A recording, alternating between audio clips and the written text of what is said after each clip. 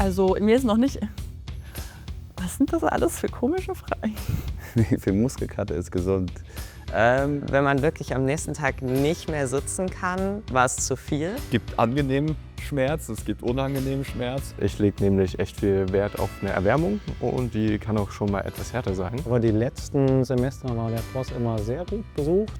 Soll ich jetzt die Geheiminfos teilen oder das Offizielle?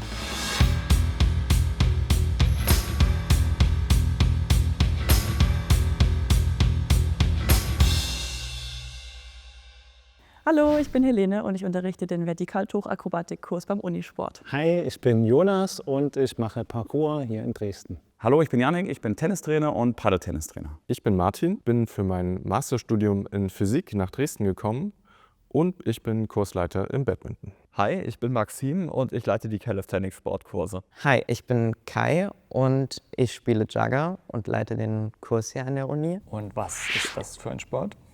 Jugger ist ein Mannschaftssport und verbindet Ballsportelemente mit Fechten. Man kann sich das so vorstellen, dass man 2 Teams hat, zu je 5 Leuten. Und in jeder Mannschaft haben 4 Leute ein Fechtgerät. Die versuchen, die GegnerInnen abzuschlagen. Wer abgeschlagen wurde, wird inaktiv. Die 5. Person im Team ist die einzige, die den Ball tragen darf und versucht so, durch die frei gewordenen Flächen im Feld auf die gegnerische Seite zu kommen und den Ball in das gegnerische Tor zu stecken. Calisthenics ist letztendlich so viel wie Fitnesstraining, aber der große Unterschied zu so klassischem Training im Gym ist halt, dass quasi alle Übungen irgendwo mit dem eigenen Körpergewicht gemacht werden. Parkour ist die Kunst der effizienten Hindernisüberwindung. Das heißt, wir gehen raus in die Stadt und schauen, was gibt es da an Mauern, Geländer, wo wir dran klettern, balancieren und springen können und wo wir uns einfach herausfordern können mit dem, was um uns herum schon da ist. Bei den Vertikaltuchkursen haben wir Tücher auf ungefähr 6 bis 7 Meter Höhe und die Teilnehmenden lernen erstmal die Grundlagen, wie man klettert, wie man sich einwickelt und sich am Tuch sich bewegt. Und wenn das dann drin ist, dann lernen wir Tricks, wie man zum Beispiel Abfaller macht oder schöne Sequenzen lernt. Und ganz wichtig ist immer, dass es Spaß macht und sicher ist. Also beim Paddeltennis spielt man im Endeffekt Paddeltennis. Es ist ein Kurs, der ist ein bisschen abgewandelt, ein Mix aus Tennis und Squash. Die am schnellsten wachsendste Trendsportart tatsächlich und man kann sehr, sehr viel Spaß haben dabei. Braucht man schon Erfahrung, um in deinem Kurs mitmachen zu können?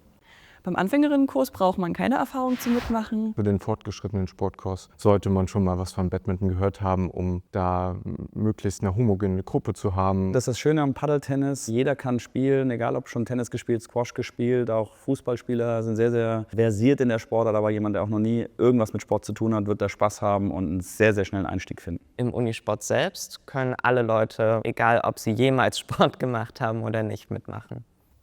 Einen Platz in deinem Kurs zu bekommen, ist schwieriger als beliebte Konzerttickets zu ergattern, oder?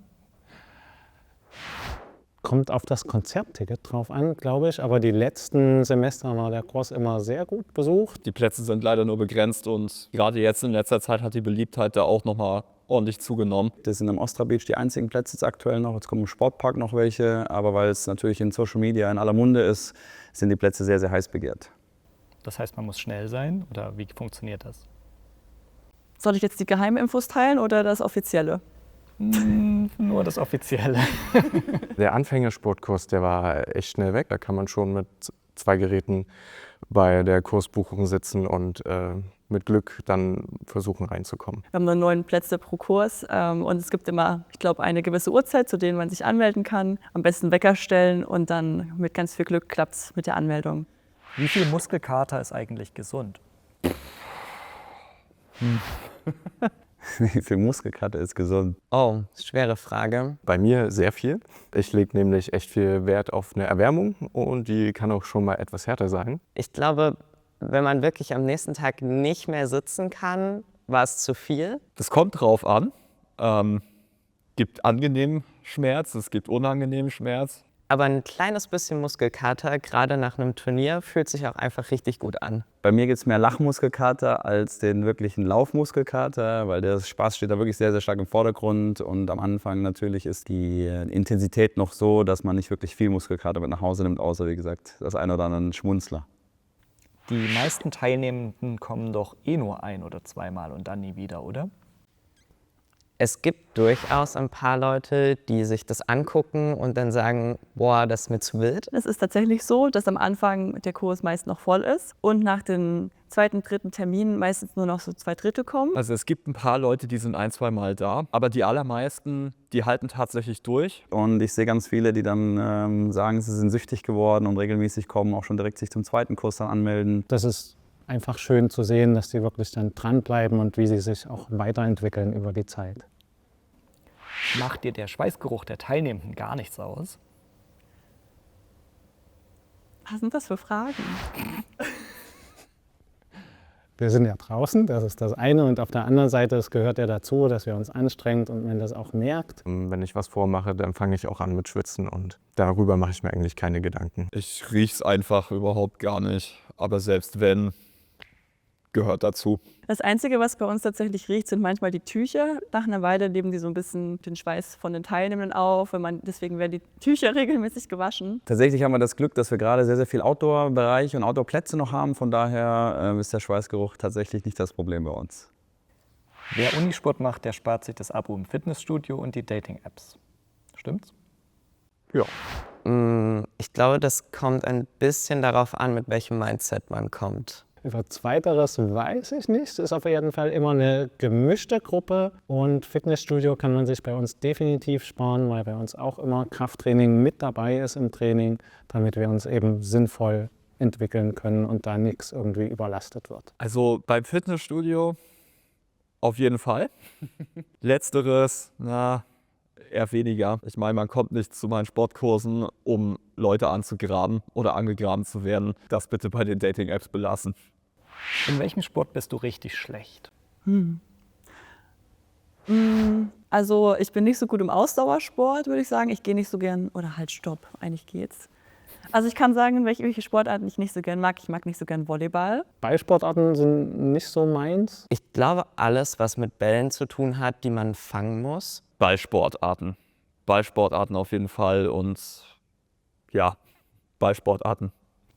Und welchen Sportkurs würdest du selbst am liebsten mal ausprobieren?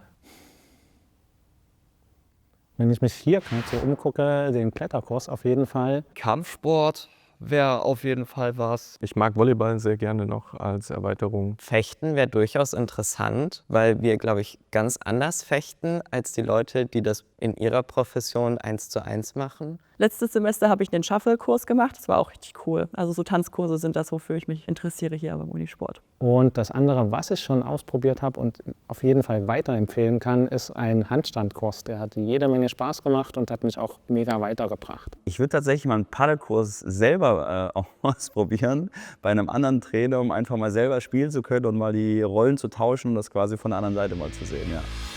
Und bevor ihr jetzt sofort abspringt auf die Website vom DHSZ und dort den nächsten Sportkurs bucht, findet ihr hier in der Endcard noch die letzte Folge des Formats mit Studierenden der Hebammenkunde. Und darunter gibt es noch eine Folge auf Arbeit mit einer Sportkursleiterin.